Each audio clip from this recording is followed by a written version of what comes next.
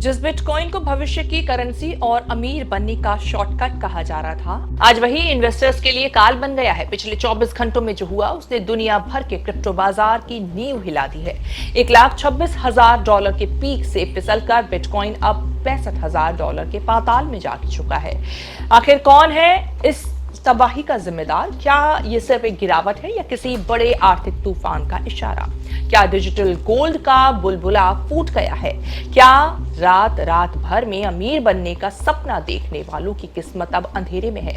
खबर ऐसी है कि पूरी दुनिया के निवेशकों की धड़कनें रुक गई हैं। 45% की क्रैश। जी हां, बिटकॉइन अपनी बुलंदियों से सीधे पाताल में जा गिरा है। जो कभी लाखों का था, आज वो मिट्टी के मोल में बिक रहा है। आखिर क्यों भाग रहे हैं निवेशक? क्या है ये अंत या कोई बहुत ही बड़ी साजिश? देखिए बिटकॉइन का डेथ वारंट के बारे में इस रिपोर्ट में। नमस्कार, मैं हूं कीर्ति और आप न्यूज़ तक पर देख रहे हैं रुपया पैसा। तारीखें गवाह हैं। क्रिप्टो की दुनिया ने जितना शोर मचाया, आज उसकी खामोशी उतनी ही डरावनी है। कल तक जो बिटकॉइन आसमान छू रहा था, आज वो जमीन पर रेंग रहा है। ऑल टाइम हाई से 45% की भारी गिरावट ने निवेशकों के अरबों डॉलर धुएं में उड़ा दिए हैं। लेकिन सवाल ये है कि बिटकॉइन को शमशान तक किसने और क्यों पहुंचाया? सामने आए हैं वो 5 गुनहगार जिनकी वजह से मार्केट में मची है चीख पुकार। जानकारों का मानना है कि बिटकॉइन के लिए $60,000 का स्तर आखिरी उम्मीद है। अगर ये सपोर्ट भी टूटा तो गिरावट और भी खौफनाक हो सकती है। बाजार में इस वक्त सिर्फ एक ही मंत्र काम आ रहा है, सावधानी ही सुरक्षा है। बिटकॉइन के इस ग्लोबल क्रैश का सबसे ज्यादा दर्द भारत में महसूस किया जा रहा है।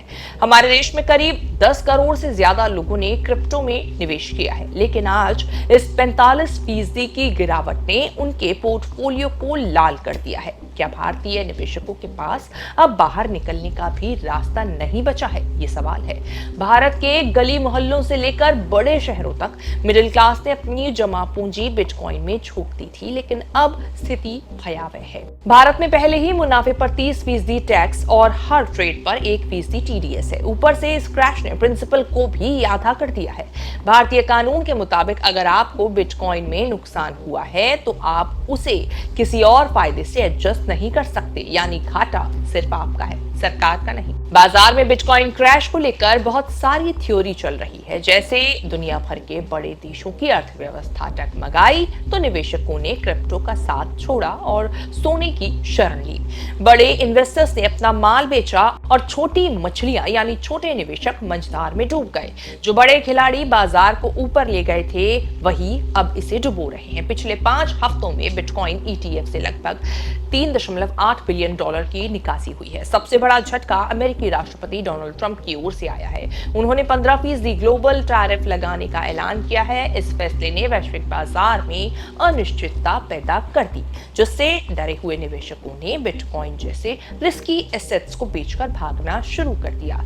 निवेशकों का भरोसा डिजिटल गोल्ड से टूटकर असली सोने की तरफ मुड़ गया है। जहां बिटकॉइन साल की शुरुआत से 26% नीचे है, वहीं सोने में 11% की बढ़त है। लोग अब जोखिम के बजाय सुरक्षा को चुन रहे हैं। क्रिप्टो का ये खेल अब खतरों का खेल बन चुका है। जो पैसा कल तक डिजिटल वॉलेट में सुरक्षित लग रहा था, आज वो किसी गहरे कुएं में गिरता नजर आ रहा है। जानकार कह रहे हैं कि ये सिर्फ शुरुआत है, अभी गिरावट और गहरी होगी। तो क्या आप अभी भी इस डूबती नाव की सवारी करना चाहेंगे या आप पर निर्भर है?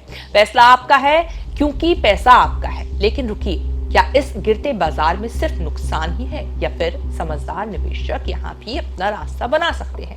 अगर आप बिटकॉइन की इस आंधी में सुरक्षित रहना चाहते हैं तो नोट कर लीजिए ये 5 गोल्डन रूल्स जो आपके पोर्टफोलियो को डूबने से बचाएंगे। बिटकॉइन के इस महाक्रैश और डेमोक्रेटिक माहौल के बीच ये जानना समझना बहुत जरूरी है कि इस खतरों के खिलाड़ी वाले मार्केट में सेफ इन्वेस्टमेंट कैसे मुमकिन है। द सर्वाइवल रूल कहता है कि सिर्फ उतना ही लगाएं जितना खोने की हिम्मत हो।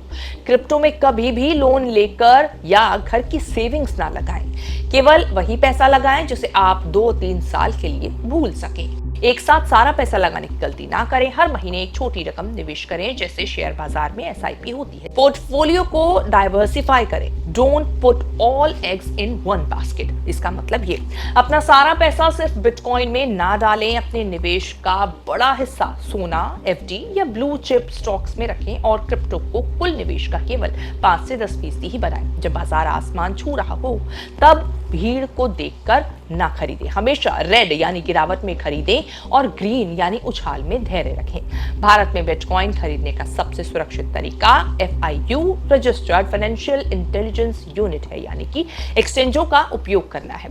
भारत में यह विवाद है कि बिटकॉइन इन्वेस्टमेंट करने से रोकता भी नहीं है, इजाजत देता भी नहीं है। अगर बिटकॉइन में पैसा लग रहा है तो टैक्स सरकार लेगी, लेकिन कोई सुरक्षा कवच नहीं देगी। कुछ गड़बड़ी हुई तो सरकार हाथ खड़े रखेगी। भारत में क्रिप्टो को अब VDA यानी कि वर्चुअल डिजिटल एसेट के रूप में कानूनी मान्यता दी गई है, लेकिन लीगल टेंडर यानी करेंसी नहीं है ये। 2026-27 के बजट में भी टैक्स नियमों में कोई राहत नहीं दी गई। अगर खरीदारी की तो 30% फ्लैट टैक्स लगेगा। मुनाफे पर सीधे 30% टैक्स लगता है, चाहे आपकी इनकम कितनी भी हो। हर ट्रांजैक्शन यानी खरीदने या बेचने पर 1% TDS कटता है। अप्रैल 2026 से गलत जानकारी देने या ट्रांजैक्शन रिपोर्ट ना करने वाली संस्थाओं पर 50,000 तक का जुर्माना और 200 प्रतिदिन का फाइन लगाया जा सकता है। याद रखिए, बिटकॉइन सट्टा नहीं, टेक्निक है, लेकिन बिना जानकारी के इसमें कूदेंगे तो बाजार आपको बेरहमी से बाहर फेंक देगा। समझदारी दिखाएं, रिसर्च करें और तभी निवेश करें, क्योंकि इस बाजार में लालच ही सबसे बड़ा विलन है। रुपया पैसा की इस रिपोर्ट में इतना ही। इस रिपोर्ट को लेकर आपकी क्या राय है, कमेंट करके बताएं और आगे भी ऐसी खबरें देखने के लिए आप बने रहें न्यूज तक के साथ। कभी सोनम वांगचुक ने आपसे कहा, निजी बातचीत नहीं सही, जो MHA के बड़े व्यक्ति हैं या ऊपर से जिनका ऑर्डर आता है, उनके बारे में कभी पॉइंट ऑफ डिस्कशन रहा है आप लोगों के बीच में? मेरी जानकारी में कोई सार्वजनिक मुलाकात मेरे ध्यान में नहीं है कि 1 to 1 कभी उनसे उनकी मुलाकात हुई है। आपके ध्यान में हो तो बताइए कि कभी उनकी मुलाकात हुई हो, कभी कोई बातचीत हुई हो इन घटनाओं से पहले भी। उनसे डायरेक्टली तो नहीं हुई, लेकिन उनके भेजे हुए जो IB के ऑफिसर्स हैं उन्होंने सोनम से डेफिनेटली बात की है और सॉल्यूशन सोनम ने बताया है कि कैसे किया जा सकता है।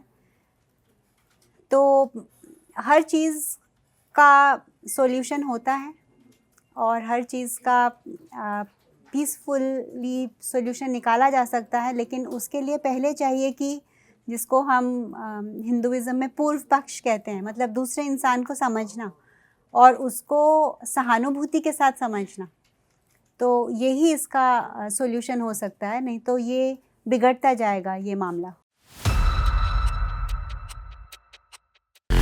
राजनीति हो या क्राइम, संसद की बहस हो या सड़क की सच्चाई,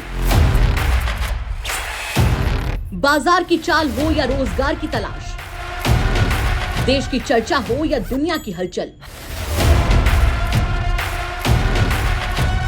जंग के शोर से सीज फायर की खबर तक, यूपी बिहार से तमिलनाडु की सियासत तक, एस्ट्रोलॉजी के सितारों से खेल के मैदान तक, सच साफ सीधे अंदाज में। देखिए तक 360, गली से ग्लोब तक।